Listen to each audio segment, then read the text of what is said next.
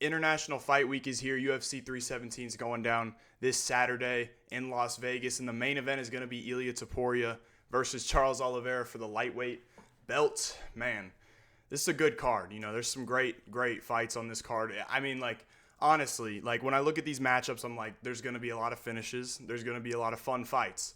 Last week, not great on the predictions, but actually, when you go over to my Bet MMA, you take a look, we did good. Rafael Fiziev came through plus 110.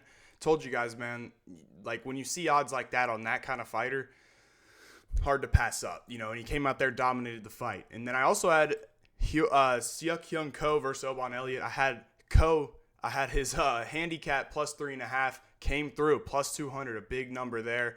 And up 4 units on that card. So we had a really good betting-wise card. Obviously, the predictions were iffy, but I did say, stay away from these kind of heavy favorites like Elliott. I didn't expect that, but I did expect the fight to be a lot closer, and, Ko ended up winning. So, yeah, man, this week, you can see, I already got some in. You guys, if you stay updated, potentially could have gotten these odds that I got on here. Jose Delgado, I got as an underdog, plus 115. He's now a favorite. Jackson McVey taking on Dumas, got as an underdog. He's now a favorite as well. So, look, man, you guys just stay updated here. I'll put the link in the bio. And, yeah, man, let's hop right into these predictions. Man, this card is pretty solid,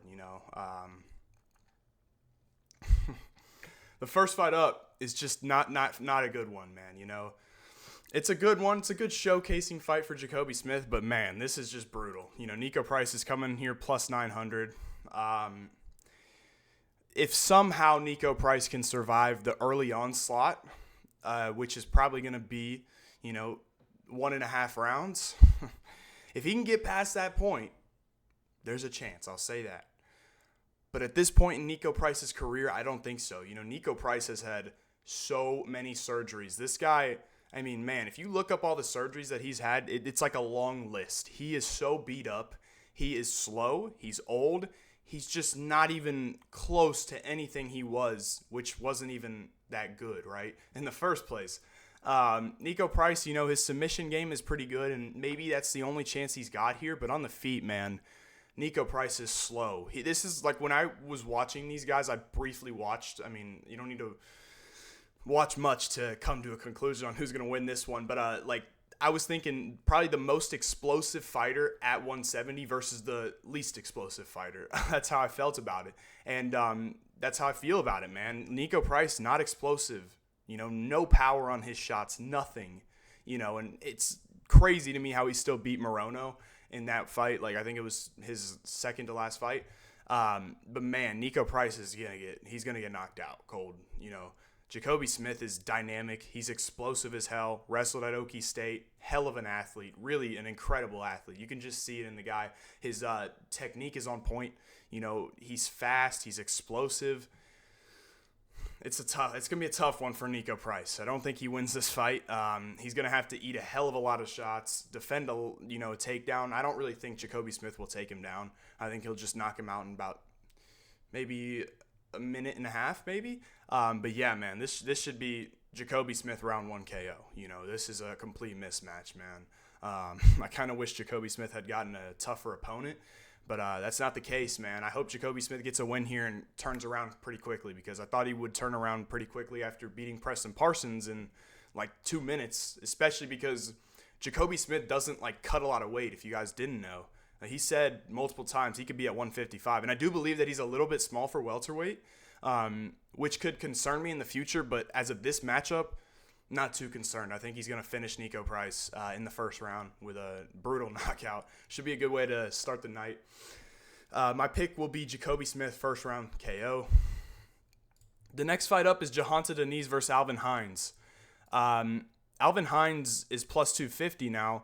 And at one point, I mean, this fight, odds-wise, was pretty close, and I do believe that was kind of the right way to go about this one. I do believe, right here, Jhonta Diniz got to minus 190. I think that's the correct line, because Jhonta Diniz has a glaring problem in his game, and it's the takedown defense, right? It's just a blaring it's a huge problem, right? If Austin Lane's getting mount on you, man, you probably got some issues with your takedown defense. Tybura, whatever. But if Carl Williams was actually, able to wrestle that versus Jhonta Diniz, I think Carl Williams would have beat him too. So, man, it's just a blaring problem that he has. And Alvin Hines is a guy who will try to exploit that.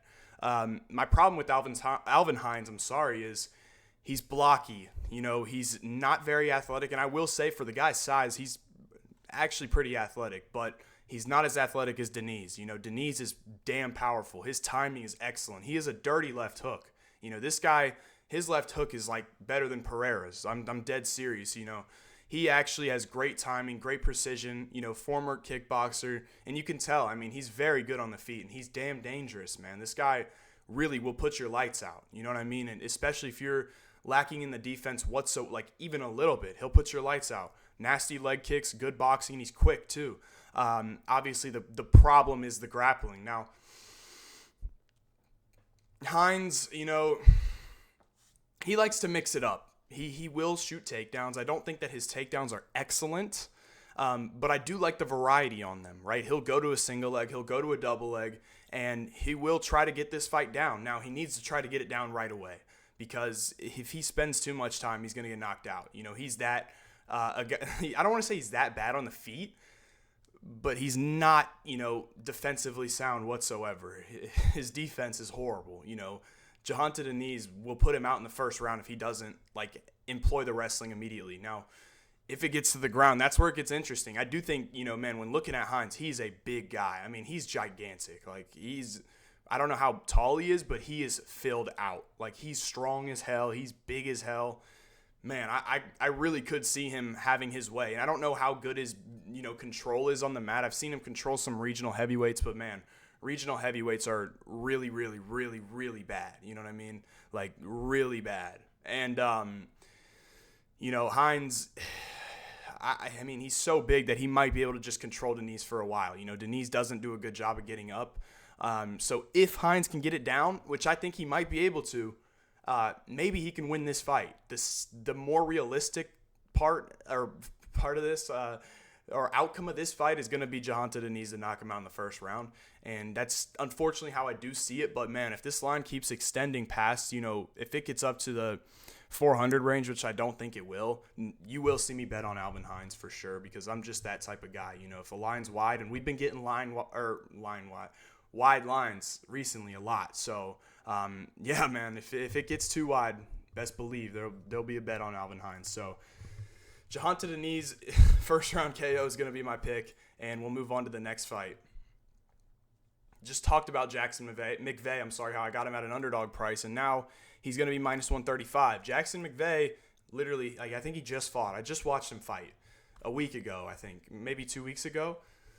He's a submission guy, he's not excellent on the feet, but he's better than Dumas on the feet. Dumas is not great on the feet, and he's not really good in general.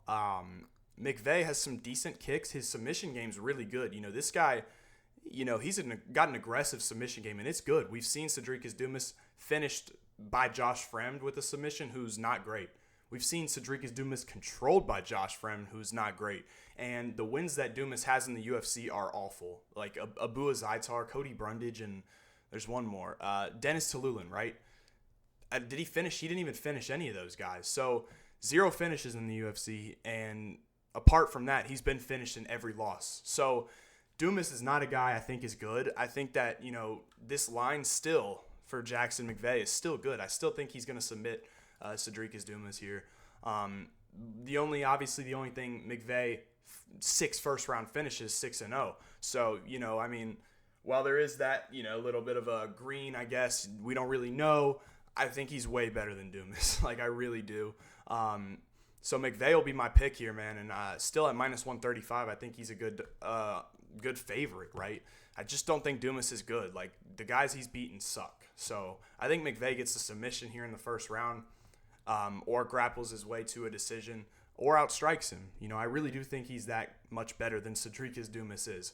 But we'll find out, man. But, with underdog odds, there's no way I could pass up on it, especially because I don't think Dumas is that good. So Jackson McVey will be my pick here. I'm going to go by a decision, and we'll move on to the next fight. Oh, man. can you be comfortable picking any of these guys to win a fight? Like, obviously, if McKinney's fighting the guy he fought last time, sure you can. But we'll take a look at this. Like, McKinney's got this favorable matchmaking. Like, I just wanted to point this out compared to Borshchev. Like, Borshchev actually fights, like, good guys. The only kind of big step down he took was against James Lontop, which somehow was scored a split decision. I don't really know.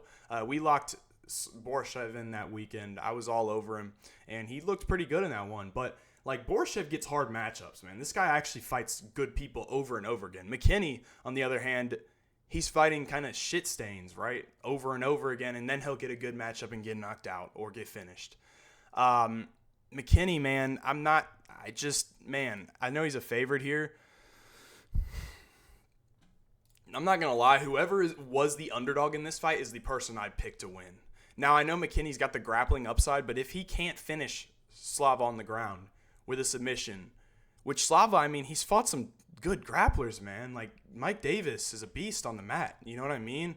Other guys like Chase Hooper, right? His submission defense isn't all that bad. And if he can make it out of the first round and defend a takedown after the first round and then start pressuring, he's going to knock McKinney out. Once you start to pressure McKinney and you feint a little bit, the fight's over. You know what I mean? Like, if you can and you get him a little bit tired, McKinney, you start feinting at him, backing him up, it's over. The fight is done. You already won the fight.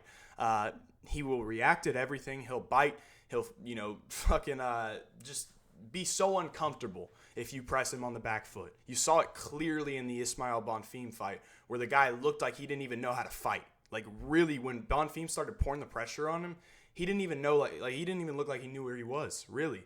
Man, McKinney, he's explosive on the feet. Nice right hand. But I really do think that he's going to have to get this down because Borshchev, I know he's chinny and, you got dropped by Chase Hooper, man. Like, that's bad. But McKinney's really really doesn't have a big striking arsenal. He's really got a 1-2, and that's really it. And Borshchev's defensively sound on the feet. He's an excellent kickboxer, man. And that pressure is going to come if he's able to get to that point. And basically, man, you're just betting on McKinney to ground and pound in the first round or get a submission in the first round. But that's the only way I really see McKinney winning, So, man, I've been wrong on Slava Claus so much. But I'm going to pick him here, man. I think I've picked him in, like, every fight. It's crazy. But, I am going to pick him here, man. I just think that if he's able to get out of the first and he's able to pressure McKinney, he's going to win. So possibly a live betting spot. That's what I'll look at here. There's no way I'm betting on any of these guys. And like, if Slava was like plus 200, then maybe. But at plus 140, I just can't do it. I just can't do it because it's such a flip-flop, right? I don't know who's going to win, So I'm going to go with Viacheslav, man. Whatever. This is just a flip a coin pretty much. And that's how I see it, a flip a coin kind of matchup. And 50-50, I'll take the underdog. So I'm going to go with Borshchev. This is a horrible fight to try to predict because it's, like I said before, McKinney first round or Borshchev's going to knock him out. So I'm going to go with Viacheslav, man. We'll lock it in here. I'm not confident. I don't know how you could be confident picking any of these guys, but we'll lock it in. Borshchev, I'm going to go second round KO. Viviane Araujo versus Tracy Cortez. I think this is a winnable matchup for Cortez here. She is the favorite, I believe, minus 250. Takedown defense is pretty good on Cortez. I think she can, I don't think she'll take Araujo down because Araujo, she's coming off a good win. And yeah, man, I'm going to go with Tracy Cortez here by decision. Let's move on. Oh, boy. This is just a classic right here. Jose Delgado taking on, Hyder Amil. I don't know why I didn't see that. Hyder Amil plus 145. Like I said, man, told you guys I got Jose Delgado at plus odds, so I'm very excited. I'm picking Jose Delgado. Amil, he's 11-0.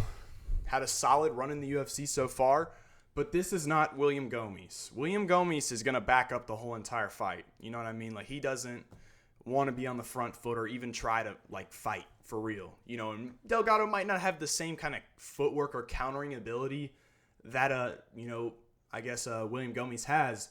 But Delgado's actually going to swing, right? He's actually going to sit down on his punches and fight. He's not going to run around like Gomes, And when it comes to a guy like Jung Lee, Delgado to me is a better striker than Jung Lee. I think Delgado has great kicks. He has really good combinations, and he's damn dangerous, man. I've said, if you've been watching for a while, man, I've said it forever. Delgado reminds me of a Julian Erosa, but he's better than Julian Erosa. He's very long for the division, aggressive as hell, and dangerous, man. I don't think his submission game's as good as Erosa's, but his boxing's definitely better. And Delgado will start off with a lot of kicks. He's tough, and his hands are good, man, and he's powerful. And he will not be backing up like William Gomes. I can tell you that. Amil is going to try to take this fight down, and I think that's the only way. I don't want to say the only way, but probably one of the only ways he wins this fight, because Delgado can be taken down. And his only loss, he was taken down and controlled for 2 rounds and lost 2 rounds. But Delgado's also improved since that fight. I mean, that was a while ago. His submission game's dangerous. He's long, man, and if Amil makes a mistake, he gets submitted. So for me, Delgado, man, I think he finishes this fight. I think he wins inside the distance. He's got heavy hands. He's got a good submission game.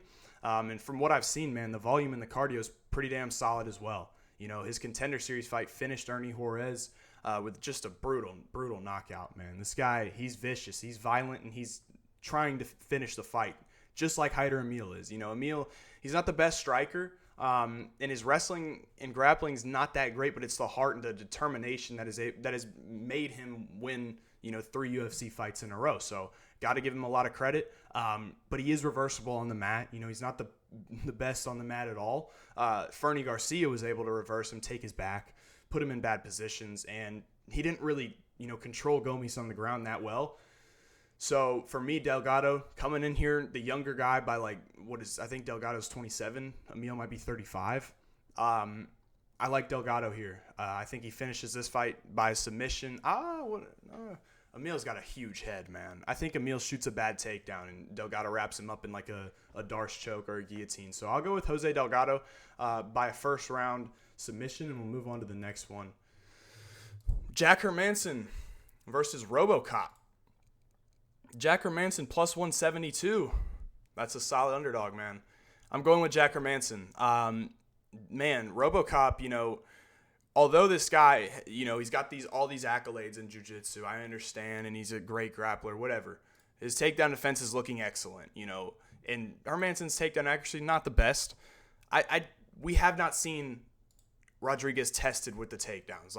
In all honesty, I know that Hermansson, he's not the most explosive guy. He's a little bit older, but he's a damn good wrestler, man. He really is. He times his shots well. He's got excellent IQ, and he's just very good. And I know he's 37. He's not going to be nearly as explosive as Rodrigues, and that was the same case with Joe Pyfer. That was the same case with Edmund Shabazian, right? And I know what a lot of people are basing this off of is that it's a 3-round fight. So that makes sense to me, and I completely understand it. But I just trust Hermansson more, man. He's got good footwork. He can skirt around on the outside, pop the jab. He's got a great low kick, and Rodrigues' low kick is there to be kicked, and Rodrigues is loading up on a lot of his shots. You can see him coming. Hermansson's defensively sound. I just worry about, is Hermansson going to have enough activity to actually win the fight? Because I do think that he is going to be able to survive. I actually think this fight goes to a decision. But I'm definitely seeing a world where Hermansson survives here. I don't think that he's going to get finished, but I do worry about the activity, because you go back to the Pyfer fight, wasn't really doing much in the first rounds, but that was because he wanted to get him gassed out, right? And he dropped the first round to Shabazian as well, but ended up taking Shabazian down pretty easily. I don't think that he's going to be able to take Gregory Rodrigues down easily, but we haven't seen Rodrigues even really trying to get taken down by anybody that's good. He hasn't fought a great grappler at all, really. Jared Cannonier took him down. So Gregory Rodrigues, although this 88% looks great when it comes to his takedown defense, it's not really warranted, because we haven't seen him really fight a great or a good solid wrestler. And I do believe that Hermansson brings that to the table, as well as Hermansson, great jab, great straight. He's tough. He's got great IQ. And obviously I worry a little bit about the volume. But on the other side, man, Gregory Rodrigues is not durable. Like, this guy got knocked out in the first round by Jordan Williams, man. And I know Hermansson's not, dangerous. But, man, Rodrigues is, like, his durability is weird. You know what I mean? Like, sometimes he eats some big shots. And other times he eats a little shot and he goes out. So it's not out of the realm of possibility that Hermansson's able to get a finish here, a knockout here. It's probably unlikely, but it's possible. And I'm going with the Joker, man. I know he's old, long layoff, but I do believe that he has fought these types of fighters, these explosive guys, and he's been able to beat them. Pfeiffer and Shabazian, better strikers than Rodrigues is. Rodrigues is, like I said, loads up on his shots. He hits damn hard. He's fast. He's dynamic, explosive. But you can see him coming. He doesn't set his shots up like a guy like Shabazian. You know what I mean? So Rodrigues, to me, man, I don't think he's worth this price whatsoever. I'm going to go with Hermansson here. I think he can grind his way to a decision. I think he might drop the first, but after that, he can win the fight, man. We've seen it countless times, and really, this guy's been on a tear, honestly. Like, other than that Delgado fight, I mean, lost a split decision to Strickland, which I thought he lost a little bit. I thought he kind of lost by more than a split decision. I thought it was it should have been unanimous. I thought Strickland won pretty clearly, but man, I do think that Hermansson can win this fight. So I'm going to go with Jack Hermansson plus 170. I do think this is another fight that I'm going to look at live. But if the odds get out of control, then I'll bet on Hermansson. If he gets above plus 200, where he is at plus 172, so not quite yet, but we'll see. My pick is Jack Hermansson by decision. The next fight up, Payton Talbott versus Felipe Lima. Man, this is a fight I did not expect to see. When I saw Marcel Dorff, post this, I was like, really? I really did not expect to see this matchup, and especially because it's only been announced for maybe 2 weeks, 2 weeks and a half. I don't know. But I was not expecting to see Payton Talbott fight Felipe Lima. Felipe Lima's minus 200 here, and I think it's warranted, man. What am I supposed to say? This guy, Payton Talbott, just got worked by Hany Barcelos, who, he's not a bad fighter, obviously, but he was, 37 or 38 years old in that fight? And, man, Hany took him to school, really, Talbot was getting danced around by Hany. Hany was pulling him into these takedowns. And man, Felipe Lima's so much more dynamic than Hany. He might not be as good of a grappler, I think he is, as a Barcelos, but he's got way more movement. He's way faster. He's way more dynamic and just younger. You know what I mean? So if Talbot's getting pulled into these takedowns by Hany Barcelos, I think that Lima's going to be able to take him down. And not only can Lima take him down, he can strike, because Lima's got great calf kicks. He's got solid boxing. The one thing I will say about Lima is he does have a bad tendency to duck his head, which is a problem against Talbot, because Talbot is a counter striker, a heavy-handed counter striker at that. Payton Talbot, I can't count him out of this fight. He's very tough, a little bit weird, but he hits hard, man, and his timing's good. And his counter striking is very solid, and he's athletic. So no way can I count him out of this fight.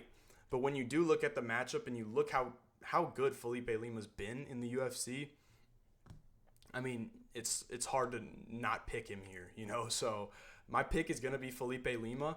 I think he could get a submission, but it all just depends on how much he is willing to stand on the feet. Like I said, that tendency to duck his head, it's a problem, man, especially in front of a guy like Talbot, who has put people out with knees and uppercuts. He didn't put Simon out, but you know what I mean. He hurt him bad.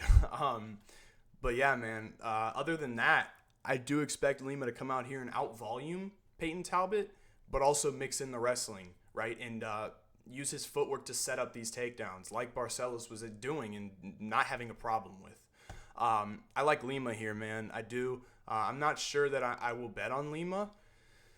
Potentially I might, but I do like him to win this fight. I'm going to pick him by decision, and we'll move on to the next fight. Man, this is a wild one, man. Joshua Van, Brandon Royval. Joshua Van is minus 125 here.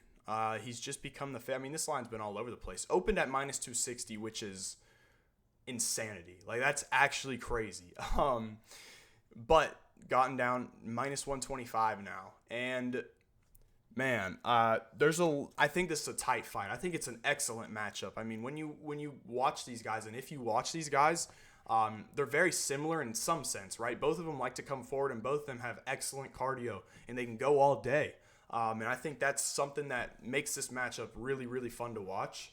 Um, but I can't help but notice, man, Joshua Van is way cleaner than Brandon Royval is on the feet. Like, it's not even close, you know. Van has excellent counters. His footwork is really good, and his pressure's very good. His slip and rips are very good. Royval to me is a guy who's going to win the first round. My biggest problem with Joshua Van is I think he drops the first round too much, and I will say that he's been looking better because he hasn't dropped the first round in a while. But these fights before, who was it? Kevin Borjas dropped the first round there. Felipe Bunez dropped the first round. Edgar Chairez dropped the first round. I guess Durden dropped the first round, right? So he's dropping the first round. Zamagulov, too, dropped the first. And that's always a problem for me in 3-round fights because, man, it's 3 rounds. Like, you got to either get him out of there and you're already dropping a round. But to be fair, he's won his last couple fights and that he's won the first round in those ones. So that's a problem for me. And I do think that Royval is a guy who's dangerous, man. Like, Royval, even if you just, slip up on something, he'll try to wrap you up in a choke. Right, and I think that could be something he could do. The knees up the middle, of course, is something he can do. I do think that the southpaw matchup for Royval is something that makes this fight closer because it makes Joshua Van further already, and he's much smaller than Royval is. The reach difference isn't that crazy, but to me, man, Brandon Royval isn't a guy that uses his reach all that well. His exits out of the pocket aren't that great. He's very counterable and hittable. And I do think that we're going to see Royval kind of get touched up here. I don't think he's going to get finished, and I definitely think it's going to be competitive. But the cleaner technique, the cleaner strikes, the more pleasing to watch strikes are going to be coming from Van because there's going to be so much activity from Royval, but Van's going to be returning this activity with counter shots. And we saw a guy like Moreno counter Brandon Royval a lot and hit him a lot. And Joshua Van is going to throw much more out there, as we know. So I think that Van is going to look to counter in this fight, and I think he'll have an easy time doing that. I think that Royval is definitely going to win a round here, so maybe I'll look at Royval plus 3.5, and I don't think he'll get finished. But for me, man, yeah, I'm going with the young man, Joshua Van. I'm going with Van by a decision, 29-28. And we'll move on to the next fight. Beneil Dariush versus Renato Moicano. Another tight fight here. And I'm disappointed because UFC 311, I actually was very confident that Beneil Dariush would beat Renato Moicano. Now the line is not what it was, and it's because Moicano got taken down and choked out by Islam Makhachev. Now, the reason I say it's not the same is obviously because of that situation, but I knew that coming in that, the first fight that was originally booked, I thought that Beneil could take him down, and Beneil's an excellent grappler. And the difference between Beneil and Renato is Renato's a guy who cannot, he's not great on his back. But when he's on top, controlling, he's excellent. But when he's put on his back, he's not that good of a grappler. And I didn't feel like the line was indicating that. And now I kind of feel like it is because he got taken down by Makhachev. But I do feel like Dariush is that kind of level. I think that he can take Moicano down. And if he puts him down on the mat, back to the mat, he can do well. Dober was able to have some big ground and pound moments on the mat against Moicano. Obviously Makhachev submitted him. RDA dominated him, as well as the southpaw matchup here. I think Moicano is the better volume striker in this fight, but the power and the danger is definitely going to be on Dariush. Dariush is really dangerous with the hands. This guy has a big left hand. He throws hard. He's thrown to end the fight. But ultimately what I think sets this apart is I do believe that Dariush is going to be able to take him down. If not, I eat my words. But as well as that, him taking him down, I think he can, maybe not win the volume battle, but I think he can win the power battle. And Moicano is not very durable, as we know. But southpaws against Moicano have done pretty well. RDA knocked him out. Jalen Turner knocked him down, hurt him really badly. Dober was landing on him a lot. And Dariush is dangerous, and he's a southpaw. So I think that overall, I like Beneil here. I wish I could have gotten him at plus money, but that's not the case. So I'm going to go with Dariush. It's tough to pick a guy coming off 2 knockouts, first-round knockouts, but this is Charles Oliveira and Arman Tsarukyan.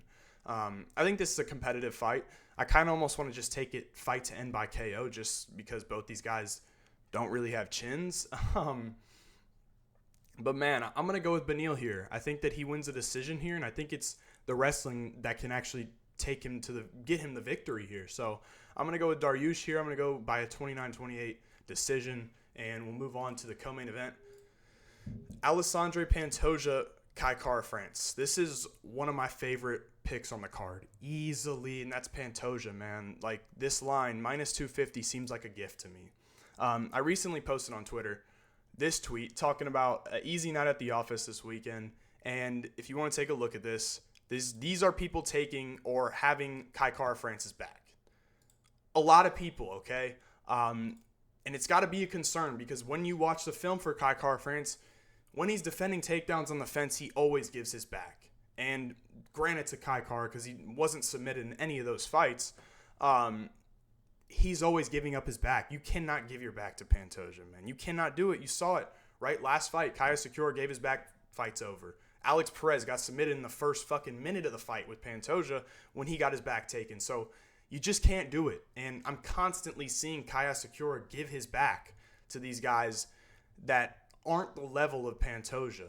And I have a feeling Pantoja's going to submit him in the first 2 rounds. So Kai Kara-France, obviously I'm just saying what I think is going to happen. But overall, Kai is not a bad fighter. He has decent footwork. His counters are good. But it's also just an awful matchup in general, man, when you watch it. Like, bro, Kai Kara is a guy who, I don't want to say relies on big moments, but he's powerful and dangerous with the hands.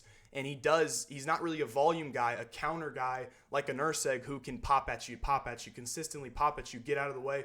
He's a guy who's looking for that big shot. And if we know Pantoja, man, he's tough as nails. Like, he's very durable. He's so damn tough to hurt. Only one person been able to do it, Figueiredo, and we know how hard that guy hits. So, in general, the matchup's just not good for Kai Kara. And that tendency that I noticed, man, if he gives up his back to Pantoja, I mean, like, the round's probably going to be over. Man, I just think this is a spot where I'm loving Pantoja. I think he's going to dominate this fight. So, make sure you guys go to my Bet MMA right here. I'll put it in the description, and you stay updated there. I'll post them on Twitter, of course, as well. But you're going to see Pantoja in some lays this weekend for sure. And you're definitely going to see me playing by submission. Hopefully I can get these in pretty soon because I might be, you might be seeing the number rise up a little bit. But anyways, man, Pantoja, submission. We'll move on to the main event. Ilia Topuria, Charles Oliveira. I made a video a while back, right when this fight got announced, talking about this matchup and who I think is going to win, and my pick's not changing. It's just hard. It's just an awful matchup for Oliveira. It really is, man. Like, it's just a horrible matchup, man, and I don't know what else to say about it. Ilia's minus 450, and it's warranted, man. Like, honestly, I'm selfish, and I wanted to get a better number on Ilia, but I can't. But Ilia's way better than Charles. Like, at this point, he's younger. He's way more explosive. He's just better. And Charles is a guy, like I said in that video, needs to be putting you on the back foot, needs to be in control of the octagon, not backing up. And I don't know how he gets that respect this weekend. This weekend, I'm sorry. There's one thing that I think that Charles has that I think is so underrated about his game, and that's his clinch, man. His clinch is incredible. It's beautiful. You saw what he did to Poirier with it, just piercing knees to the body, just nasty. And he's dynamic, and Charles is still dangerous, but he's in front of a guy who's more dangerous, who's way more explosive, who's accurate and fast. And this guy has been running through everybody, and I don't think it stops here. Ilia even said in an interview, he's like, Charles is going to walk up to me. He's going to come to me, and that's how it is. You cannot... Like, Ilia, the way he's going to lose is going to be somebody that's a southpaw, first of all, that can move really, really well and defend takedowns. Maybe, I know, like a Yair Rodrigues, someone like that, who can really, really move well, defend takedowns, and is a southpaw, or can fight in southpaw at least. And Charles is not like that, man. Charles might, if he can grapple... I don't see that, man. He's going to have to get some respect on the feet, and I don't think he'll get that. I just think it's going to be a right hand over the top that knocks Charles out. And Ilya is probably going to be lightweight champ. This one's relatively easy to me, man. And I said in my video, I think it'll be a first-round knockout. I think that Ilya is going to get him out of there in the first round. So Ilya Topuria, first-round KO is going to be my pick. Make sure you guys go to the link in the bio. You go follow me on BetMMA and stay updated there. Follow me on Twitter as well, link in the bio. And, yeah, man, that's going to wrap it up for me. I hope y'all enjoyed, and I'll catch you in the next one.